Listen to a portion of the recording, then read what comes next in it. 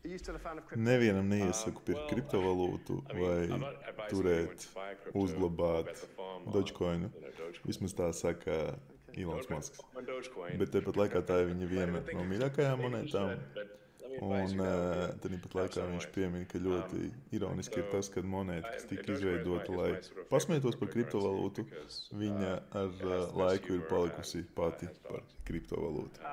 Bet I did, however, to look jūs at the varat price of paklausīties it arī paši. yesterday. It's lower than it was. Well, I don't know, maybe, it's like a friend of mine has a saying that the most ironic explanation is the most likely. And the most ironic outcome for currency would be that the thing that was made as a joke to make fun of cryptocurrencies, most ironic outcome would become that it becomes the global currency. Ja tu zināji, kas ir mēmes un domāji, ka tas ir joks, es tieši tāpat to domāju. Līdz brīdim, kad vienkārši random čaļi ar Shiba Inu, Doge, Pepe un tas no vecās, tiksim tā, skolas vilka ārā reiz 300, 500 x uz kaut kādiem random dzīvnieciņu tokeniem. Bet vai tas nozīmē, ka arī tev un man vajag vienkārši mesties iekšā? Tas ir FOMO vai arī kārties digitālais kazino, gamblings un tā tālāk. Ja runā godīgi, tad arī mēmes var tirgot, tur ir atsevišķi tiksim tā, instrumenti, kā viņus pārbaudīt, skatīties. Ir speciāls vietnes, kur var nopirkt ļoti agrīnā stadijā un līdz pat deksiem, ceksiem, protams. Bet kāpēc viņi ir uzsprāguši un vispār kā viņi strādā un vai tas nav vienkārši, tā kā ņemot vērā, ka viņi ir miljoniem un tas tāpat kā Tinderī svapo pa labi, pa kreisi un cer uz to īsto. Tātad memcoini ir tokeni, kuriem nav reālas utilitātes. Tātad viņiem nav produkta, viņiem nav komandas ar fancy LinkedIn profiliem. Viņiem vairāk vai mazāk ir nosaukums, pati meme un pilns Twitters ar deksmes pilniem troļiem, kas viņu pušo un bīda un atbalsta. Palielam, ja komūna tiek saukta par utility. Jā, komūna it kā tiek saukta par utility, bet tas ir, vairāk vai mazāk šodien viņi ir, rītdien viņi nav. Un tādi cilvēki reāli uzskata, ka mēmes lielākā vērtība ir tieši komūna. Palielam, tā arī ir, kamēr būs hypes, tikmēr viņi pirks.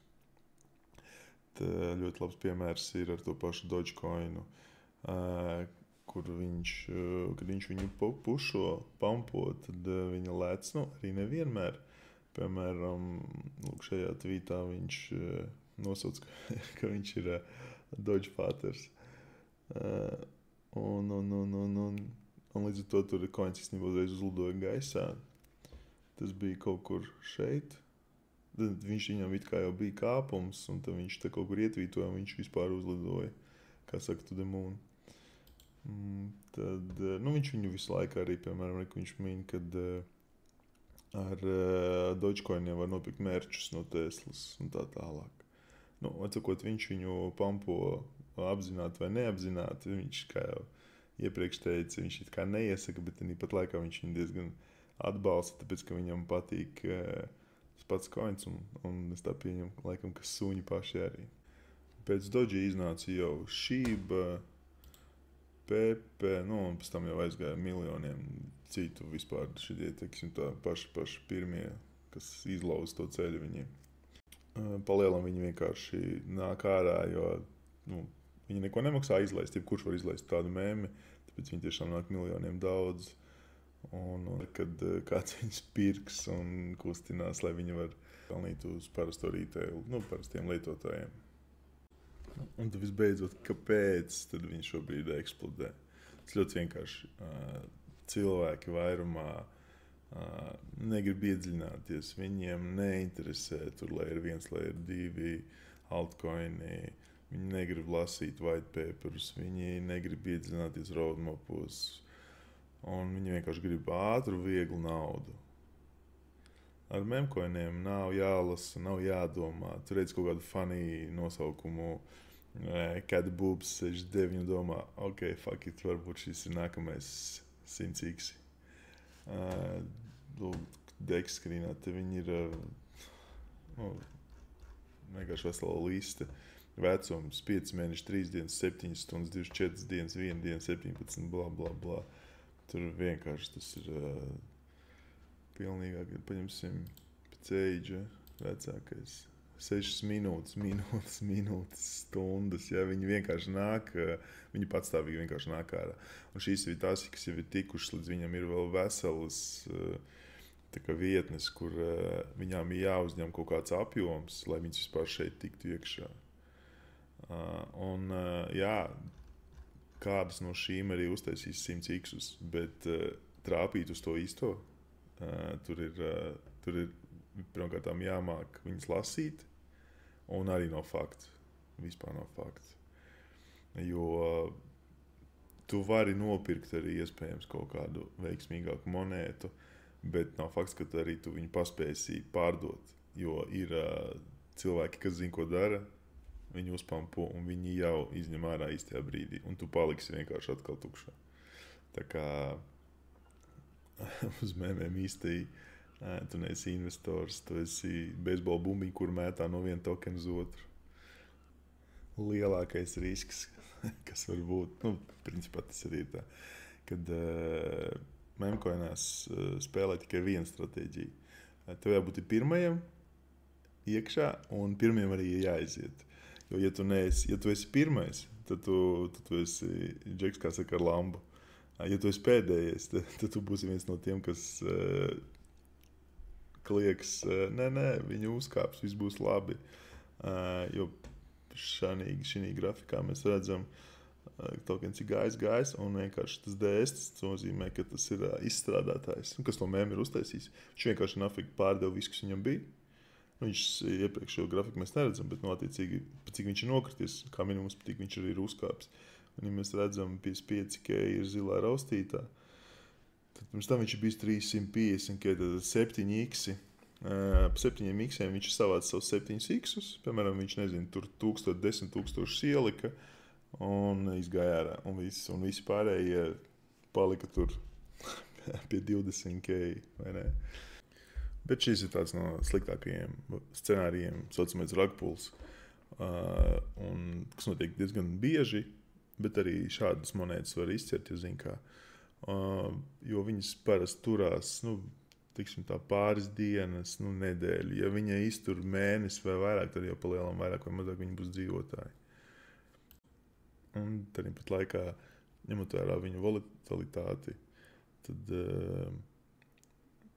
viņai ļoti, tiksim tā, ātras tās sveces un cenu kāpumi un kritumi, un tas mūsējais FOMO, pat ja vienreiz tu sanāks izciert, paņemt kaut kādus 10x, nākamreiz tu jau gribēs 50 un vairāk, un tanī brīdī tu, principā, tu jau esi iekāpis tajā zaudētāju pusē, jo, kamēr tu gaidīsi savus 50, kāds paņems savus 10 un aizies mājās.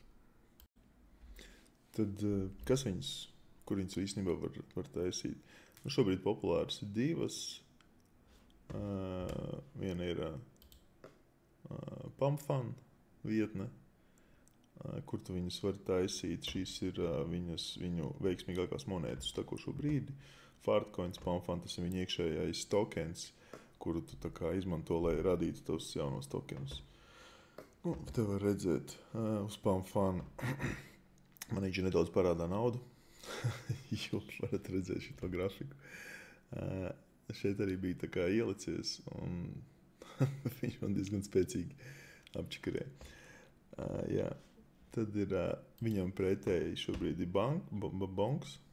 Tas ir pilnīgi pretēji, ja mēs paskatāmies. Īstenībā šeit ir ļoti labi redzēt. Šeit ir viss sarkans.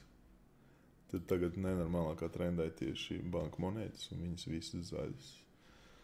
Useless, Hosiko, Let's Bank, Best. Te vēl, te ir daudz. Viņiem te vēl GP kaut kur jābūt arī viņa iekšējiem tokenam. Viņš laikam šeit nav. Nu, viņš nav tā kā viņa ekosistēmas meme, bet vairāk tā kā apmaksas moments. Tā kā, jā, ja jūs plānojat skatīties vai ko teorētiski, Farts Pumps arī agri vai vēl viņam būtu jāceļās. God, tas ir mākslīgā intelekta monēta. Nu, dažas chill guy arī bija savā laikā ļoti populāri, bet arī aizgāja pa grunti šobrīd. Teorētiski viņām jau agri vai vēl vajadzētu celties ārā, tā kad bullis nāks. Bet šis ir skaidrs, šīs šobrīd kāpj diezgan izteikti, bet pat laikā arī viņām kaut kad jābūt korekcijai, un tad ir, jebkurā gadījumā, ja jūs plānojat kaut ko pirkt, tad viennozīmīgi jāsagaida korekcija, un tad jāiet iekšā, jo jūs tagad iesiet augstākajā cenā, viņa aizies uz korekciju, un tad gaidīt atkal, kad viņa uznāks augšā. Nu, tas tāds nepārāk labs variants. Tad ir tādas monētas, kas īsti vēl nav iznākušas, bet kuras reklamē un Twitterī tur kliedz, ka viņas tur ir nākami nenormālākajām peļņām, un tur 1000 un 3000 x un tā tālāk. Viņām jābūt ļoti uzmanīgām. Šī ir viena no viņām. Mazā Pepe, viņa gan ir daudzi pa viņu runā un stāsta, ka viņi tiešām tur varēs laust kaut kādu stereotipu, jo viņiem būs, teiksim, tā vērtība, nevis tikai komūna, bet arī tā kā iekšējie instrumenti. Bet es neiesaku viennozīmīgi viņās guldīties iekšā. Es gan pats paņēmu nedaudz šito brīnumu, bet arī, nezinu, pilnīgi iespējams, ka tas ir skams, jo mājaslapa viņiem nestrādā, kā redzam. Nu, ir iespēja, ka te ir pre-sales, ka viņi te nenormāli tur it kā stāsta, kad kas notika. Neiet tālāk. Uzkārās kaut kas. Labi, komentāri maz, repusti maz, aktivitāte maza, uz tādu hypu vajadzētu būt. Tas ir viens tā kā no instrumentiem, kā pārbaudīt, vai tokens ir īsti dzīves, vai viņiem komūna ir īsta un dzīva. Un mēmēm, tā kā jau mēs runājām, kad komūna tas ir svarīgākais, kas ir. Tad komūnai vajadzētu daudz aktīvākai būt 75 laiki. Skatījumi it kā ir, bet tas droši vien tīri no tā, ka vienkārši it kā 20,000 followeru, bet arī cik no viņiem ir īsti, cik no viņiem ir boti, nav zināms. Tad noslēgumā memcoinī. Vai tas ir joks?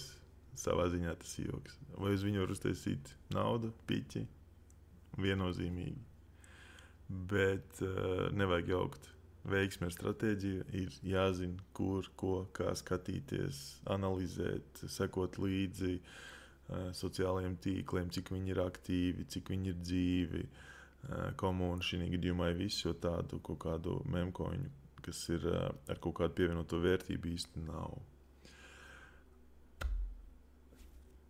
Tā kā tā ir kaut kādā ziņā rulete ar funny bildītēm, vai izšaus vai nē.